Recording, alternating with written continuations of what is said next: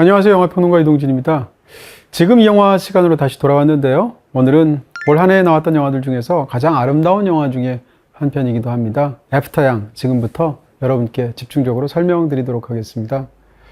이 영화를 만든 감독은 코고나다라는 한국계 미국인 감독입니다. 코고나다는 이 영화 이전에 컬럼버스라는 작품을 통해서 또 국내에서 많은 분들이 보신 건 아니었지만 아주 인상적으로 기억하는 그런 작품이었고요. 컬럼버스는 그러니까 뭐라고 그럴까? 영화에서 건축이라는 재료를 이렇게까지 멋지게 또 효과적으로 다룰 수 있는 영화가 존재할 수 있구나라는 것을 일깨워준 아름다운 작품이었습니다. 애프터양은 전작인 컬럼버스의 성과를 뛰어넘는 더 훌륭한 작품이라는 생각이 들어서 코고나다 감독은 정말 차기작이 굉장히 주목되는 아주 뛰어난 그런 신인 감독 중에 한 명이 된 게 아닌가 싶어집니다. 코고나다라는 이름이 굉장히 독특하실 텐데 이제는 어느 정도 알려지기도 했습니다만 노다 코고라는 그러니까 오지 야스지로의 각본가로 굉장히 유명한 일본의 영화인이 있는데요. 그 사람의 이름을 약간 바꾸어서 뒤튼 겁니다. 그렇게 해서 코고나다라는 예명을 만들었고요. 오지 야스지로 영화를 굉장히 좋아하는 그런 감독이기도 하고 또 그 다음에 그 영화로 데뷔하기 이전에 영상을 통해서 일종의 에세이스트로 활동을 하기도 했었고요. 또 한 가지는 영화학자로서 오지 야스지로를 전공한 사람이기도 합니다.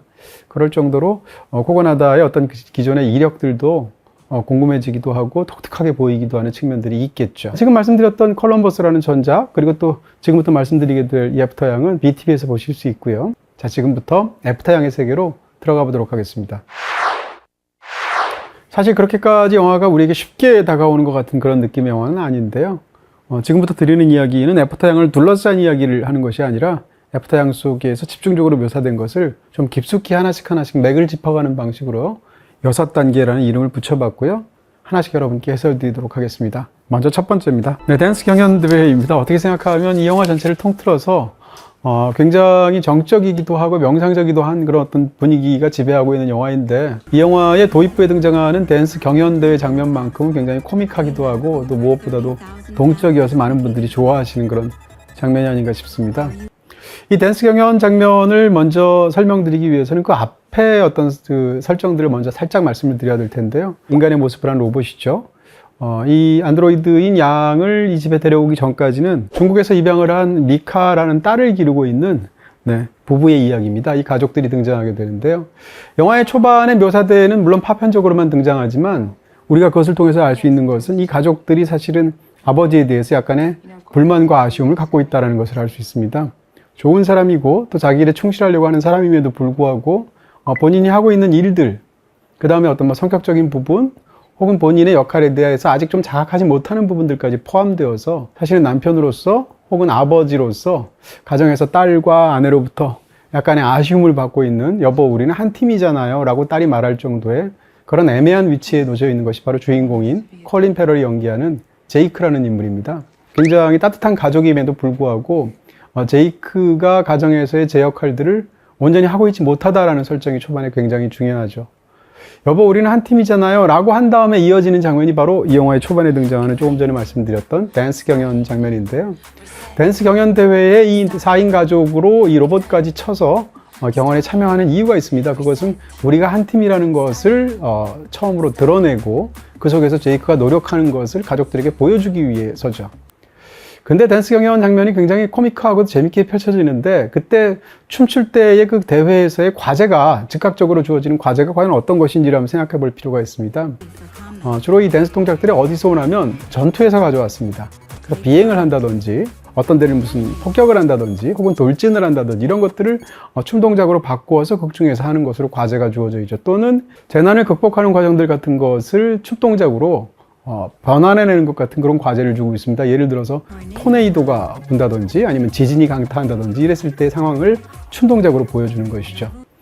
이런 거에서 우리가 알 수 있는 것처럼 마치 한 팀이 되어서 적과 싸우는 어떤 그 전투를 수행하거나 일상에 혹은 재난에서 살아남기 위해서 가족이 똘똘 뭉치거나 이런 것들이 댄스의 과제라는 것 자체가 관객의 시각적인 즐거움을 주기 위해서 끼워 넣은 그런 설정은 아니다라는 것이죠. 그러다가 3단계까지 운 좋게 진출을 했는데 3단계에서 이 동작이 서로 틀려서 탈락하고 맙니다. 그랬을 때 틀린 사람은 누군가 하면 아버지인 제이크였습니다. 그러니까 사실은 그 4명 중에서 이 팀으로서 가장 동작을 제대로 맞추지 못하고 가족으로서 제대로 기능하지 못하는 사람은 사실은 제이크라는 것이고요. 그렇게 해서 탈락했으면 동작을 그만두고 댄스 대회에서 나오면 되는데 탈락하고 틀렸음에도 불구하고 바로 이 안드로이드인 양이 계속 춤 동작을 계속하죠. 결국은 과부하가 걸리게 되고 이 로봇은 말하자면 그 이후로 전혀 기능하지 못하고 쓰러지는 그런 상황이 펼쳐지게 됩니다. 이 장면들이 이제 코믹하기도 하고 그냥 초반에 등장하는 시선을 끄는 장면처럼 보여져 있지만 사실은 이 가족의 모든 것이 다 담겨져 있죠. 말하자면 이 가족 중에서 아버지가 제 역할을 충분히 못해내고 있는 상황 속에서 그 역할까지 떠맡아서 이제 다 우리 끝났어. 다시 말하면 우리 가족은 끝이야. 라고 되는 상황까지 봉착했음에도 불구하고 그 상황에서 끝까지 책임을 지고 어떻게 해서든 그 동작을 계속 이어나가려고 했던 것은 바로 안드로이드인 양이었던 것입니다. 다시 말하면 이 가족 속에서 양이 했던 행동은 사실은 상당수가 제이크가 해야 되는 행동인 것이죠. 그것을 양이 끝까지 과부하 걸려서 본인이 책임지려고 하다가 결과적으로는 이 안드로이드는 어떻게 보면 죽음에 이르게 되는 상황이 생기게 되고 이렇게 양이 더 이상 기능하지 못하는 상황이 됐을 때 이 가족들은 양 이후에 그 가족들을 책임지면서 살아야 하는 어떤 새로운 과제에 처음으로 봉착하게 되는 것입니다. 자, 두 번째 단계로 넘어가도록 하겠습니다. 안드로이드 수리 과정이라고 붙였습니다. 사실은 이 영화의 스토리가 굉장히 이렇게 파편적으로 이렇게 제시가 되어 있고 플래시백 장면들도 워낙 많습니다. 심지어는 이제 양이 갖고 있는 기록 장치에 담겨져 있는 기억들을 더듬을 때 그 기억은 심지어는 3단계로 나뉘어져 있죠. 그래서 알파 아카이브라는 가장 안쪽에 가장 숨겨져 있는 기억도 있고 그 다음에 베타 아카이브 그리고 지금 현재 이 제이크 가족과 함께 했을 때의 기억들이 담겨져 있는 감마 아카이브까지 있게 되죠. 사실 내용들이 굉장히 파편화되어 있어서 스토리를 일목요연하게 정리하기가 무척 어렵습니다. 그럼에도 불구하고 제가 이제 이것을 재구성해서 한번 조금 이야기를 드리면 이렇습니다. 양이 망가진 상태에서 그때까지는 이제 양이라는 안드로이드가 완전히 망가져서 복구 불가능할 거라고는 생각하지 못하죠. 그래서 어떻게든 굉장히 비싼 값으로 사온 로봇이기도 하고 또 이 가족이 꼭 필요하니까 양을 수리를 해서 다시 쓰려고 합니다. 그래서 수리라는 과정이 영화 속에서 모두 4단계를 거치도록 되어 있습니다. 제일 처음에 가게 되는 것은 바로 세컨드 시블링스라는 차이나타운에 있는 처음 이 양을 샀던 가게로 가서 쉽게 얘기하면 애프터 서비스를 받으러 가게 된 거죠. 근데 워낙 몇 년 만에 가기도 했었고 오랜만에 가보니까 그 가게에서 자기가 원래 이 물건을 팔았던 이 안드로이드를 팔았던 세컨드 시블링스는 폐업을 해서 없는 상황입니다. 그리고 대신 이제 물고기를 파는 가게가 있게 되는 것인데요. 이 얘기를 또 잠깐 또 쉽게 조금만 설명을 드리면 이 가족은 그렇게 부유한 가정이 아닌 것으로 영화에서 설정된 것 같습니다. 그 상황에서 자기의 딸을 이제 중국에서 입양을 했죠. 그래서 사실은 인종적으로 아내는 흑인이고 남편은 백인이고 딸은 동양인인 것 같은 굉장히 독특한 다인종이라는 것이 굉장히 중요한 설정으로 한눈에 보이실 텐데요. 왜 중국에서 입양을 했을까라고 생각을 해보면 제이크는 집안 대대로 아버지로부터 마시는 차를 파는 그런 가게를 물려받아서 가업으로 운영을 하고 있습니다. 다시 말하면 극 중에서도 등장하게 되지만 차문화라는 것은 중국에서 발원을 하게 되었고 그런 상황 속에서 차를 팔면서 자연스럽게 중국 문화에 대한 최소한의 어느 정도의 이해가 있는 것으로 일단 추측이 됩니다. 근데 미카를 입양하고 보니까 본인이 중국 문화를 어느 정도는 안다고 생각함에도 불구하고 그런 어떤 동양적인 전통을 딸에게 정체성을 제대로 알려주는 것은 굉장히 어렵다는 걸 깨닫게 되죠. 그래서 이 딸에게 그런 뿌리와 정체성을 제대로 각인시키고 그에 대한 도움을 주기 위해서 바로 로봇을 사게 됩니다. 그 로봇이 바로 양이죠. 추측컨대 양은 중간에 보면 이제 수입품에 관한 얘기 등등으로 나오는 걸 보면 중국산 로봇인 것 같습니다. 근데 이 로봇을 갖고 와서 로봇을 판매할 때 그 로봇점 판매하는 원래 오리지널 판매점은 따로 있는 것이죠. 영화 속에서는 이제 브라더스 앤 시스터라스라는 회사가 있고요. 이 회사는 정품을 파는 회사인 겁니다. 근데 정품을 팔고 나서 물건을 팔게 되면 사갔던 사람이 변심을 했거나 로봇이 생각하고 다르거나 뭔가 약간의 결함이 있거나 하면 반품을 하게 되죠. 그래서 반품한 제품을 약간 수리를 고쳐서 재판매를 하게 되는데 우리는 보통 그런 것들이 이제 리퍼 제품이라고 말을 하죠. 다시 말하면 양은 리퍼 제품이었던 것입니다. 그러니까 애초에 정품인 브라더스 앤 시스터로 해서 정품인 양을 산 것이 아니라 누군가가 반품한 제품인 양을 이런 리퍼 제품만 따로 팔게 되는 차이나타운에 있는 세컨드 시블링스라는 2차적인 회사에서 물건을 샀던 것이죠. 그래서 이제 고치러 갔는데 폐업을 했기 때문에 그 다음 단계는 어떻게 되는가 하면 리법 제품이든 아니면 원래 그 정품을 파는 제품들이든 그 제품의 핵심적인 부품 12개 중에 하나가 망가지면 빨리 고쳐주는 일종의 애프터 서비스라는 회사가 있습니다. 퀵픽스라는 회사죠. 거길 찾아가게 되는데 퀵픽스에서 고쳐주게 되는 12개의 부품으로는 고칠 수 없을 정도의 중한 문제가 생겨서 이것은 수리가 불가능하다라는 얘기를 듣게 되죠. 다시 말하면 이 양의 지금 상황에서 수리가 안 되는 부분은 흔하게 교체할 수 없는 가장 핵심적인 부분이 망가졌다라는 뜻이겠죠. 그것은 어떻게 생각하면 양의 가장 고유한 본질과도 관련이 되어 있는 이 영화의 테마의 핵심과도 사실은 이어져 있는 부분일 것입니다. 두 번째 과정까지 안 되니까 사실은 이웃에서 굉장히 친절하게 자기에게 다가오지만 자기는 별로 친하고 싶지 않아서 대면대면하게 대했던 이웃이 있었죠. 조지라는 사람이었는데요. 조지라는 사람을 왜 그 사람은 친절하게 대함에도 불구하고 제이크는 대면대면하게 대했을까라고 생각해 보면 그것은 영화 속의 상황으로만 설명하면 조지에게는 두 명의 딸이 있는데 그 딸이 바로 복제인간이라는 것이죠. 그러니까 본인은 로봇을 양을 데리고 같이 함께 살고 있음에도 불구하고 양을 자기의 아들처럼 생각하는 사람은 아닙니다. 제이크는 오로지 우리 딸의 정체성을 위해서 그냥 도구적으로 쓰일 뿐인 로봇을 산 거죠. 말하자면 주인공인 제이크 입장에서 양은 그냥 세탁기 혹은 핸드폰하고 마찬가지인 것입니다. 그래서 세탁기가 망가졌을 때 가전제품 수리점에 가는 것처럼 똑같은 방식으로 고치려고 했었던 것이죠. 그러나 처음 두 단계에서 실패하기 때문에 세 번째 단계를 가게 되는데 어쩔 수 없이 이웃인 자기 딸이 복제인간이기 때문에 그런 쪽을 굉장히 잘 알고 있는 조지의 충고로 사설 수리점에 가게 되죠. 사설 수리점에서 고치려고 하니까 고치기 위해선 이러저러한 방법이 필요하다라고 말을 하는 경우랑 마주치게 됩니다. 그러다가 또 한 가지 마지막 네 번째로 대안을 만나게 되는데 그것은 박물관에서 어떤 사람을 만나게 되고 그 과정 속에서 어떤 말을 듣게 되냐면 사실은 고칠 수가 없다. 그럼에도 불구하고 우리한테 맡겨주시면 그 양이 갖고 있는 기억들을 그대로 보존을 해서 박물관에 전시를 하고 그것을 그대로 우리가 간직하는 일은 해줄 수가 있다라고 말을 하죠. 결국 최후의 순간에 이 양에 대해서 지금 현재 양이 망가진 상황에서 제이크가 할 수 있는 결정은 둘 중에 하나입니다. 세 번째 만났던 사설 그 보호소에 가서 어떤 방식으로든 양을 다시 고쳐서 쓰는가, 아니면 지금 현재 양이 또 회복 불능인 상태라는 것을 인정하고 보존을 해서 그의 모든 것들을 박물관에 두고 기릴 것인가, 두 가지죠. 세 번째 방법을 사용하게 된다면 사실상 영화의 처음으로 돌아가는 것입니다. 설사 고쳐졌다 할지라도 이 영화 속에 등장하는 어떤 깨달음이나 혹은 이후에 겪게 되는 어떤 그런 것들은 없게 되고 원래대로 돌아가서 다시 한번 양을 그냥 로봇처럼 사용하다가 다음 순간에 진짜 고장이 나게 되면 버리게 되겠죠.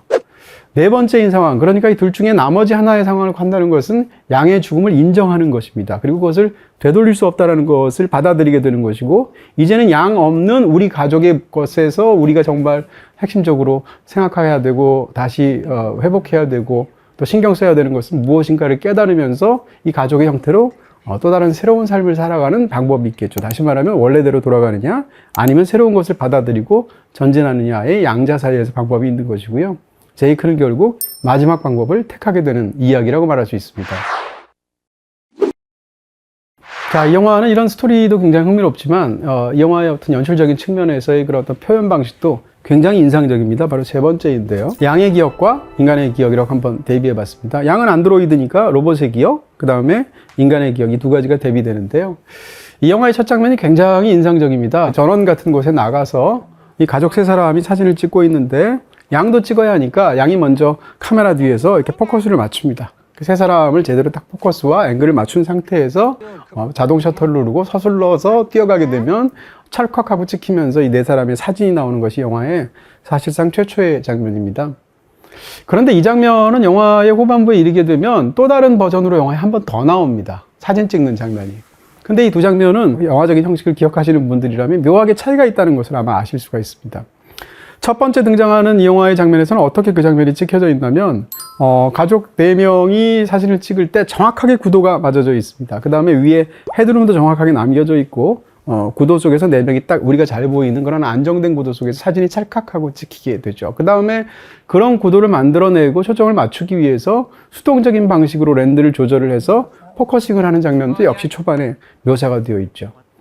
그런데 이 영화의 후반부에 등장하는 장면에서는 그게 그렇게 묘사가 되어 있지 않습니다. 왜냐하면 첫 번째 장면에서 그렇게 묘사가 된 것은 실제로 카메라의 시선이기 때문입니다. 근데 후반부는 다릅니다. 후반부에 한 번 더 나올 때 그것은 바로 양의 기억이었거든요. 양의 그러니까 감마 아카이브 속에서 양은 하루에서 본인 스스로가 굉장히 중요하다고 생각되는 순간, 인상적인 순간을 몇 초씩 저장하는 방식으로 몸이 구동되는 그런 로봇이었던 것입니다. 그랬을 때 그날 그 사진을 찍는 풍경이 양한테 굉장히 인상적이었겠죠. 혹은 아름답다고 느꼈거나 혹은 그립다고 느껴졌겠죠. 그랬을 때 양은 카메라 렌즈가 아니라 이 조작을 하는 과정 속에서 지금 눈앞에 사진 포즈를 피하고 있는 자기의 가족 3명을 보고 있다가 그것을 기록 장치로 눈을 통해서 기록을 했던 것입니다. 그러니까 후반부에 보여지는 것은 바로 그 기록 장치에 담겨져 있는 모습을 시각화하는 건데요. 후반부는 어떻게 차이가 있냐면 상대적으로 앞부분에 등장했었던 정확하게 구도가 맞는 가족사진 구도가 아니라 조금 더 앵글이 위쪽으로 올라가 있습니다. 그래서 약간 불안정하고요. 헤드룸이 좀 많이 남는 것을 볼 수가 있죠. 왜냐하면 카메라 렌즈의 눈높이를 정확하게 찍는 게 아니라 뒤에 서 있었던 양의 시선으로 그 장면을 보기 때문입니다. 그래서 다리 부분이 약간 잘려져 있는 형식으로 나와 있고 포커싱을 하는 장면이 영화에 등장하지 않습니다. 후반부에는. 왜냐하면 이 안드로이드는 포커싱을 하는 방식으로 기록하지 않거든요.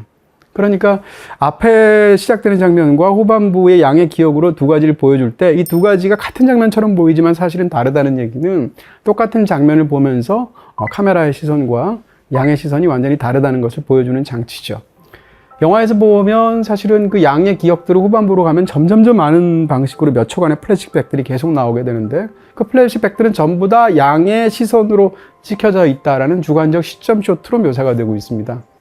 근데 흥미로운 것은 이 사진을 찍을 때 뭔가 양이 사진을 찍으려고 하다가 뭔가 뭉클해하는 순간을 사진 찍히기를 기다리고 있던 제이크가 보았던 것을 제이크 스스로가 기억하거든요. 그래서 제이크가 양이 이 장면을 기록해 놓은 것을 시각적으로 본 다음에 아 맞아 그때 양이 뭔가 좀 묘한 감정을 느낀 것 같았지라고 떠올리는 순간 제이크가 기억했던 카메라 뒤에 있던 양의 모습이 제시가 되죠. 근데 그 장면은 또 어떻게 묘사가 되냐면 객관적인 쇼트로 묘사가 되죠. 다시 말하면 거기 서 있었던 아버지인 제이크가 바라본 직각 방향에서의 양의 모습이 아니었고 그냥 설명하는 방식입니다. 왜냐하면 그때 떠올렸던 것은 제이크의 머릿속에서 아 양이 맞아 그때 그랬었지 라고 생각하는 것이기 때문에 시점 쇼트가 아닌 것이죠. 바로 이런 이유 때문에 영화에서 보이는 것은 지금 제가 말씀드린 똑같은 장면임에도 불구하고 카메라의 시점과 그 다음에 양의 시점과 그 다음에 그런 것들을 기억 속에서 떠올리는 인간이 기억하는 방식이 서로 다른 영화적인 형식으로 영화 속에서 갈라들게 되는 것입니다. 바로 그렇기 때문에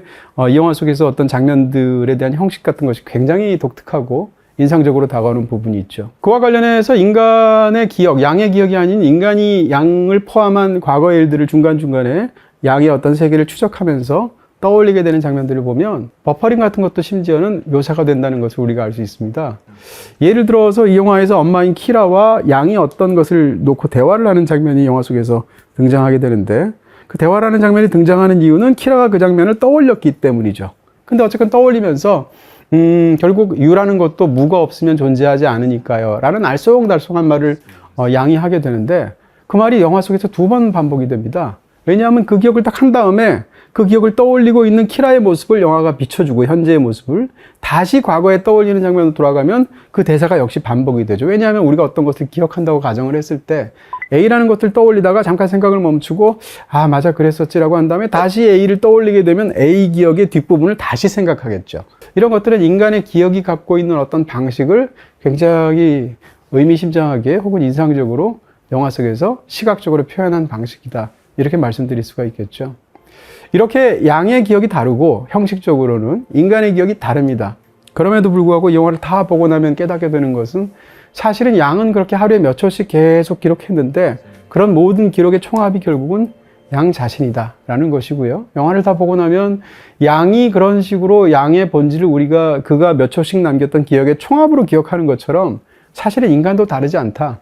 인간 역시 자기가 소중하게 생기는 일상의 하루하루의 기억들 같은 것이 현재 진행형으로 총합된 것이 바로 그 인간이다라고 말하는 영화인 것이거든요. 그러니까 영화의 후반부에 가게 되면 원래 제이크는 양을 인간이라고 생각하지 않고 전혀 그냥 세탁기나 핸드폰처럼 생각한 사람이 마지막 순간에 이르게 되면 박물관에 그의 모든 기억들을 다 보존하면서 그를 그 자신으로 기념하고 또 추념하게 되는 것이죠. 그리고 인간도 양과 다르지 않겠다라는 것을 스스로가 깨닫는 과정으로 사실은 이 영화가 펼쳐져 있습니다. 다시 말하면 안드로이드를 수리하는 과정은 곧 제이크 스스로가 자기의 가정과 자기 스스로를 수리하는 과정이었다. 이렇게 볼 수 있겠죠. 헐, 너 그거 안 받았어? 인터넷과 IPTV 가입할 때 놓치면 안 되는 헐인. 헐인? 응, 헐 할 만큼 놀라운 할인이어서 헐인. 딴 데는 없어서. 헐. 기본 할인에 30% 더. 헐 대박. 이게 뭐냐고? 더슬림 더슬림 요금제. 자, 이제 네 번째입니다. 차의 맛. 어떻게 생각하면 굉장히 명상적이면서도 가장 아름답기도 하고 또 영화에서 진짜 이 코코넛하고 하고 싶은 얘기가 다 들어가 있는 부분이 아닐까 싶습니다. 집안 대대로 이제 차를 파는 가게를 한다고 했었죠. 그랬을 때 이 안드로이드인 양이 묻습니다. 왜냐하면 안드로이드인 양은 차를 마실 수가 없죠. 로봇이기 때문에. 그런 상황에서 차의 맛을 물어보게 되고 차를 처음 좋아하시게 된 게 어떻게 좋아하신 거예요? 라고 물어보니까 거기에 대해서 제이크가 이런 말을 합니다. 처음에 차를 좋아한 것은 사실 차의 목적을 좋아한 것이었지 라고 하면서 예전에 어떤 다큐멘터리를 TV에서 보게 되었는데 그 다큐멘터리가 최고의 차의 맛은 어떻게 이루어지는 것을 추적하는 방식의 다큐멘터리였는데 그걸 보고 본격적으로 좋아하게 됐어 라고 말을 하죠.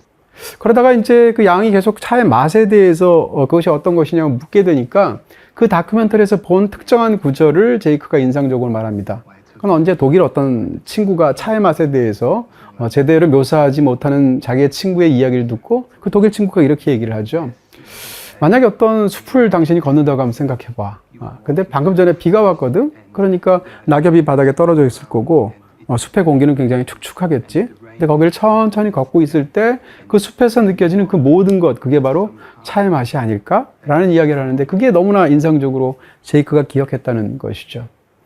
이것은 사실은 그 자체로 그냥 아름다운 이야기, 있어 보이는 이야기를 끼워 넣은 것처럼 보이겠지만 사실은 이 영화에서 보는 어떤 가장 핵심적인 부분하고 고스란히 맞닿아 있습니다. 아까 제가 3번에서 설명한 것처럼 차의 맛은 결국 뭘까? 차의 맛이라는 것은 발에 밟히는 낙엽의 맛이야. 혹은 축축한 공기의 맛이야. 혹은 눈에 보이는 나무 사이로 뚫린 길의 맛이야. 라고 말할 수 없다는 것입니다. 왜냐하면 그 모든 것이 총합이 차의 맛이라고 이 영화는 말하고 있기 때문입니다. 자, 이쯤 되면 뭐 충분히 눈치채신 것처럼 차의 맛은 곧 인생의 맛하고 비유가 되어 있고 인생의 본질하고도 관련이 되어 있죠. 이 영화의 후반부에 이르게 되면 양이 기록했던 하루하루의 그 3초, 5초 되는 짧은 순간들이 계속 그렇게 몽타주 되어서 펼쳐지는 게 보입니다. 그 장면을 보면 양은 무엇을 기억했는가? 특별한 걸 기억하지 않았습니다. 각양각색의 많은 것들, 무엇보다도 에이다라는 여성에 관한 많은 것들이 기록되어 있었죠. 그랬을 때 양은 세상을 떠나게 됐습니다. 우리식으로 얘기하면, 인간식으로 얘기하면 죽은 거죠. 그랬을 때 양의 삶은 무엇이었을까? 라고 얘기한다면 마지막에 플래시백으로 수많은 3초, 5초 영상들이 계속 이어질 때 그 영상의 기록으로서의 어떤 총합이 바로 양의 삶이다 라는 이야기죠. 이것은 아마 인간에게도 고스란히 적용이 될 것이고요. 바로 그런 부분에서 이 영화는 인간의 삶의 본질이 무엇인지를 그러는 굉장히 아름다운 기억의 총합으로서 이야기를 하고 있는 그런 시선을 가진 작품이다 라고 할 수 있을 것입니다. 자, 이제 5번째입니다. 양이 지나온 3번의 삶. 네, 2번에 이어서 다시 한번 스토리를 살짝 정리해야 될 것 같습니다. 왜냐하면 제 주변에서 이 영화를 보고 이 부분을 정확하게 파악하시지 못하는 분들도 많지 않은가 싶어서 약간 또 이야기를 전전시키게 되는데요. 자, 영화에 굉장히 파편적으로 과거가 되어 있죠. 다시 말하면 알파 아카이브로서의 양의 삶이 있고요. 베타 아카이브로서의 양의 삶이 있고 지금 우리가 영화에서 주로 보고 있는 제이크 가족과의 감마 아카이브 속에 담겨 있는 기억들로서의 양의 삶이 있죠. 이거를 순서대로 한번 제가 재구성을 해서 한번 조금만 말을 해보겠습니다. 양은 중국에서 생산이 됐을 것입니다. 그렇게 해서 미국에서 판매가 됐을 것입니다. 처음에는 정품이었기 때문에 정품을 파는 브라더스 앤 시스터에서 팔았습니다. 제값을 주고. 그것을 처음 산 사람은 누군가 하면 엠마라는 여성이었습니다. 엠마라는 여성은 이 제품을 왜 샀는가? 홀로 살아가는 여성이었는데 아시아인 소년을 입양을 했습니다. 그래서 아들과 함께 둘이 살고 있는데 어떻게 생각하면 제이크하고 굉장히 비슷하다고 할 수 있죠. 아시아계인 그런 자기의 아들이 뭐라고 할까요? 정체성의 혼란 같은 것을 겪을까봐 그것을 보조하기 위해서 중국에서 수입한 양이라는 그 안드로이드를 사게 됐었던 것이죠. 그런 과정에서 세월이 오래 흐르게 되고 아이는 성장하게 되고 더 이상 양이 필요 없게 됩니다. 왜냐하면 그런 정체성이나 이런 교육 목적으로서는 충분히 다 활용했기 때문이죠. 그런데 놀랍게도 양은 그 할 일이 없어지게 된 것이 아니라 또 다른 일을 하게 됩니다. 그것은 무언가 하면 어느새 나이가 들어버린 이 아이의 어머니, 그러니까 엠마라는 여성이 이제 할머니가 되어서 아들이 제대로 병간호하기는 어렵죠. 본인의 일도 있고 이런 상황에서 요양원에 들어가게 되는데 간병을 이 로봇이 떠맡게 되는 것이죠. 그러니까 아까 말씀을 드리게 된다면 제가 차의 맛에 관한 그런 부분들을 말씀드렸는데 제이크는 처음에 차에 대해서 좋아하게 된 이유가 뭔가? 차의 목적 때문인 거죠. 안드로이드의 목적은 뭘까? 양의 목적은 뭘까? 양의 목적이라는 것은 당연히 아시아적인 정체성을 케어해 주는 것이죠. 처음에는 엠마의 아들이었었고요. 나중에는 세 번째에는 제이크의 딸인 미카를 돌보는데 돌보는 것 자체가 목적이 아니라 이 정체성과 뿌리랑 관련되어 있는 부분에서 활용하는 것이 목적이었습니다.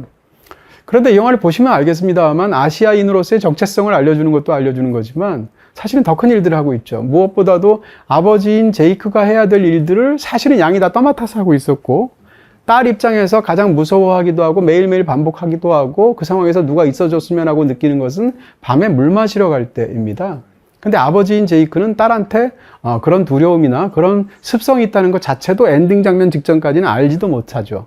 그럼 밤마다 일어나서 물 마시는 버릇이 있는 그 아이를 케어해 준 것은 누구였는가? 바로 양이었습니다. 그렇지만 양은 원래 그런 것을 돌보라고 있는 그런 존재가 아니었던 거거든요. 다시 말하면 이 영화 속에서 양이 이 미카에게 가장 아름답고도 애틋한 그런 오빠로서 기억되는 이유는 그 양의 본래의 목적하고는 무관한 다른 일들을 양이 했기 때문입니다.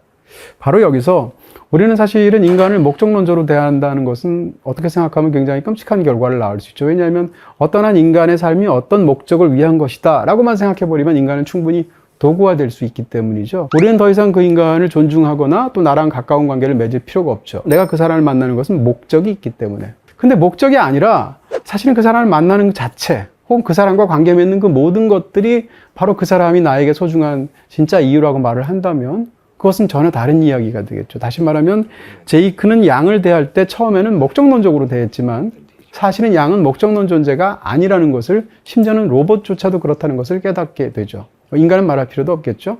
그런 부분에서 사실은 이 이야기 속에서 양이 했던 행동들은 어떻게 보면 인간과 존재 자체, 그 다음 로봇을 포함한 그 모든 것들을 바라보는 제이크의 어떤 세계관 자체가 바뀌게 되는 그런 과정을 영화는 기록하고 있다. 이렇게 얘기할 수 있습니다. 다시 조금 돌아가면 그렇게 해서 첫 번째 주인인 엠마를 케어를 하게 되는데 엠마를 옆에서 보살피다 보니까 로봇이 혼자만 할 수 있는 것은 한계가 있죠. 그래서 이 아들인 아시아계의 소년이 엄마를 간병하라고 어떤 여성을 사설 간병인으로 구하게 됩니다. 그 사람 이름이 바로 에이다였던 것이죠. 근데 에이다에게는 항상 간병을 하면서 데리고 오던 조카딸이 있었습니다. 근데 그 조카딸이 유난히 자기의 고모인 에이다를 따랐던 것이죠. 근데 그런 과정에서 에이다와는 교통사고가 나죠. 그래서 젊은 나이에 죽게 됩니다. 그러니까 어린 시절에 이 에이다와 함께 고모를 굉장히 좋아하면서 따랐던 조카딸이 성장한 다음에 자기 고모를 잊지 못하는 상황에서 고모하고 똑같은 복제 인간을 만들어서 자기의 딸로 입양을 하게 됩니다. 그게 영화 속에서 내내 보게 되는 또 다른 에이다였던 것이죠. 그러니까 에이다가 둘이 있는 거죠. 그러니까 먼저 고모냐 할머니였던 에이다와 양의 관계는 어떤 거였을까? 간병을 하면 간병인이었던 에이다와 양 사이에서 어떻게 생각하면 한 명은 인간이고 한 명은 로봇이지만 둘 사이에는 굉장히 곡진하고 서로가 서로를 아끼고 좋아하는 마음들 같은 것이 있었던 것이죠. 그런 상황에서 교통사고로 원조 에이다가 죽게 되니까 그리고 나중에 복제 인간 에이다가 생기게 되니까 그 사이에 알파 버전에서 베타 버전에서 감마 버전으로 가게 된 양이 다시금 두 번째 에이다에게 다가가서 서로 관계를 맺게 되는 장면이 영화에서 펼쳐지게 되는 것입니다. 그러는 과정에서 애초에 주인이었던 에마라는 여성은 세상을 떠날 것이고 아마 아들은 추측컨대 그것을 뭐 중고 제품으로 팔았거나 아니면 뭐 등등을 했겠죠. 그래서 이제 양은 또 다른 버전으로 팔리게 되는 것인데 두 번째는 당연히 그런 제품을 파는 세컨드 시블링에서 팔리게 됩니다. 두 번째 산 사람은 누구냐? 낸시라는 여성입니다. 근데 낸시라는 여성은 판매자의 실수로 인해서 전원이 초기로 리셋되지 않고 전원이 켜진 상태에서 양을 가져가게 되죠. 그 양을 사고 보니까 아니 로봇을 굉장히 마음의 위안을 받으려고 샀는데 이 로봇이 뭔가 우울해 보이고 기운 빠져 보이고 무기력해 보이는 거죠. 그래서 안 되겠다 싶어서 며칠 만에 다시 반품을 하게 됩니다. 그 상황에서 세 번째로 그 제품을 사게 된 것이 바로 이 영화의 주인공인 제이크였던 것이죠. 낸시가 샀을 때 왜 양은 굉장히 그렇게 로봇이 우울한 기색을 보이고 제 기능을 하지 못했을까? 제대로 리셋을 하지 않았기 때문에 에이다를 떠내보낸 기억 때문에 슬픔이 그 로봇에게 남아있었기 때문이었던 것이죠. 그러니까 이런 세 가지 단계를 거쳐서 양은 사실상 세 번 살았다고 볼 수가 있겠죠. 그리고 마침내 세 번째에 이르러서 이 춤을 추다가 자기 희생 자체를 고하게 되는 것으로, 죽음을 맞게 되는 것으로 영화적으로는 설정된 것 같습니다. 그런 면에서 보면 영화의 후반부에서 굉장히 환상적이기도 하고 굉장히 아름답게 느껴지면서 또한 알쏭달쏭하게 느껴지는 장면도 이해가 될 것 같은데요. 그 장면은 결국은 지금 현재 상황에서 사실은 고모 할머니랑 관련된 그런 얘기를 전혀 몰랐던 복제 인간인 그 에이다와 그 다음에 이제 제이크 두 사람이 서로 이 양에 대한 추억을 나누면서 숲을 거니는 장면이 영화의 후반부에 굉장히 인상적으로 묘사가 되어 있죠. 뒤늦게 그 모든 일을 알게 된 그 복제 인간 에이다가 제이크한테 그런 말을 합니다. 아, 양이 제대로 살아있을 때 그냥 나에게 우리들에 대해서 이야기를 해줬으면 얼마나 좋았을까요? 라고 말을 하죠. 우리들에 대해서라고 할 때 우리는 과연 누굴까? 제 생각엔 고모 할머니인 에이다와 이 에이다인 것 같습니다. 근데 그 말을 듣고 나니까 생각에 잠긴 것 같은 제이크가 조금 더 걷다가 어느 순간 이 나무를 통과하게 되면 그때까지 같이 걸으면서 이야기를 했던 복제 인간인 에이다가 사라지고 혼자밖에 안 남죠. 그 상황에서 옆에 있는 나무를 쓰다듬듯이 그 제이다가 사라진 쪽을 향해서 뭐라고 얘기하냐면 당신을 찾았잖아요 라고 대답을 하게 되죠.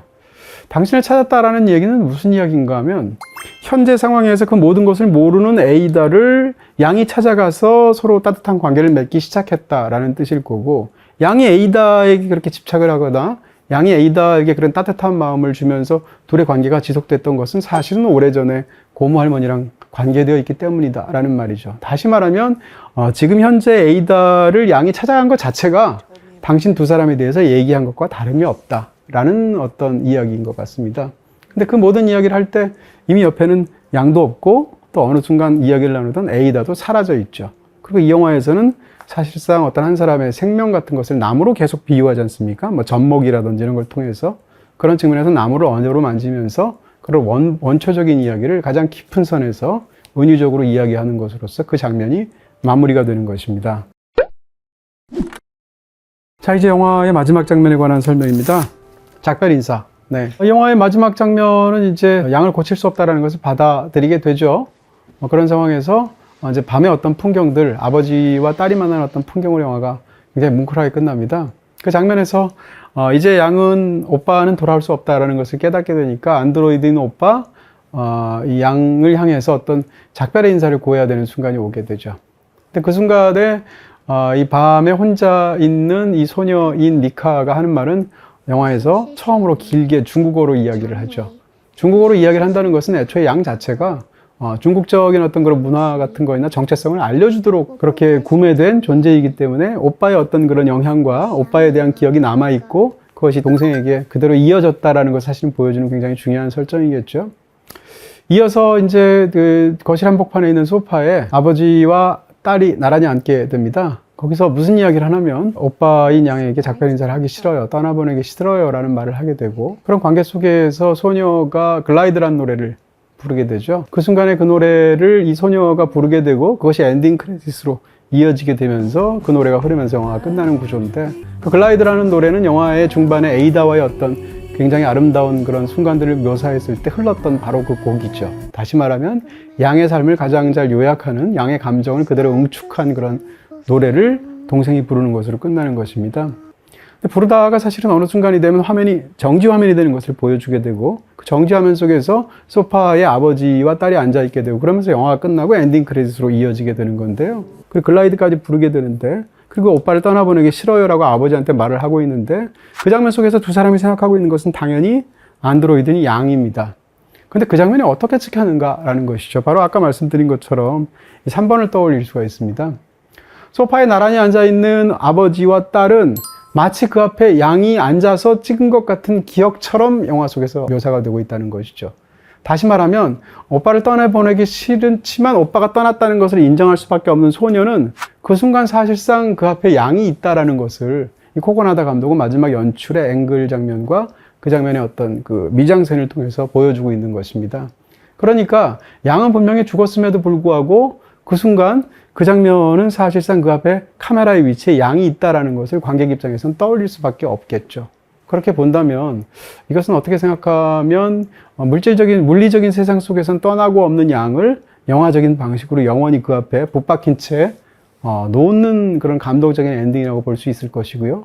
바로 그렇기 때문에 마지막 장면은 영화에서 프리즈 프레임으로 정규 화면으로 끝나는 것이 아닌가 싶어지는 것입니다. 네, 컬럼버스에 이어서 애프터양까지 보고 나니까 쿠고나다의 신작 개인적으로 굉장히 기대가 됩니다. 다음 영화는 또 얼마나 좋을까라는 마음으로 또 기대하게 되는데요. 자, 애프터양 여러분들께 강력히 권해드리면서 다음에 또 멋진 영화로 지금 이 영화 시간으로 돌아오도록 하겠습니다. 감사합니다. 생방을 주방에서, 생방을 안방에서, 생방을 내 방에서, BTV 에어에서